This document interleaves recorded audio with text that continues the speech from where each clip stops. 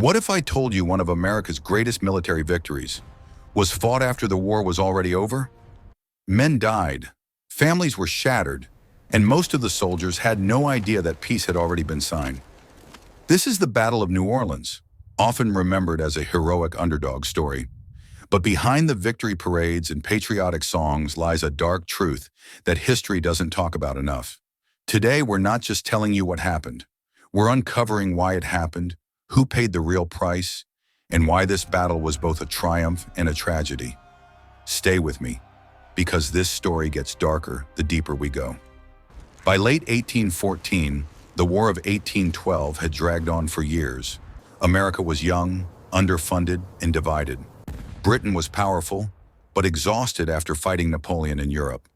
Both sides were tired, so tired in fact that peace negotiations were already underway in Europe. In December 1814, a peace treaty was signed. The war was officially over. There was just one problem: the Atlantic Ocean. No phones, no emails, no instant news. Just ships, slow, vulnerable, and unreliable. So while diplomats celebrated peace, soldiers in America were still preparing to kill and die. New Orleans wasn't just another city. It was the gateway to the Mississippi River, which meant control over trade, supplies, and expansion.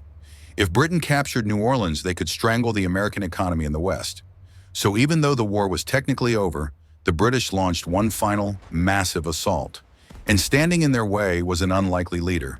Andrew Jackson was tough, relentless, and absolutely unforgiving. He gathered an army that looked nothing like a traditional force: farmers, frontiersmen, free black soldiers, Native American allies, pirates, local militia. It was messy, it was chaotic, but it worked.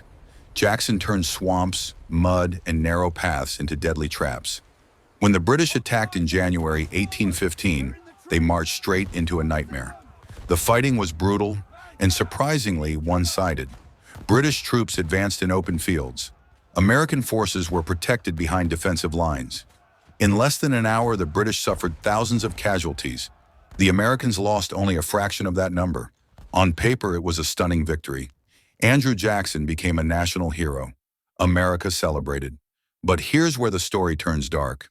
Remember the peace treaty? It had already been signed. The war was over. Every soldier who died at the Battle of New Orleans died for nothing. No territory changed, no terms improved, no strategic advantage gained. The blood spilled that day changed absolutely nothing. Imagine being a soldier, charging forward, believing your country needed you, when in reality peace had already been agreed upon. This wasn't heroism, it was a failure of communication, paid for with human lives. There's more. Free black soldiers played a crucial role in the victory. They fought bravely, they defended the city. Yet after the battle, many of them were denied recognition, and some were pushed back into discrimination and danger. Native American allies helped Jackson win. Later, those same communities were forcibly removed from their lands, often by policies Jackson himself supported. The victory lifted one man's career, but it crushed many of the people who helped make it possible. The Battle of New Orleans turned Andrew Jackson into a legend. It eventually helped him become president. It boosted American confidence. It convinced the world the U.S. could stand on its own. But it also set a pattern: glorifying victory, ignoring consequences, forgetting the people at the bottom. The battle became a symbol, not of peace, but of power. The Battle of New Orleans is often remembered as a proud moment. And yes, there was bravery.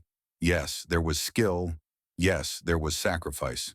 But the dark truth is this: people died after peace was already decided. Heroes were celebrated while others were erased. And the cost of victory was paid by those who gained the least from it. History isn't just about who won, it's about who paid the price. If this video changed how you see history, leave a like. It helps more than you think. Subscribe for more stories that go beyond the textbooks.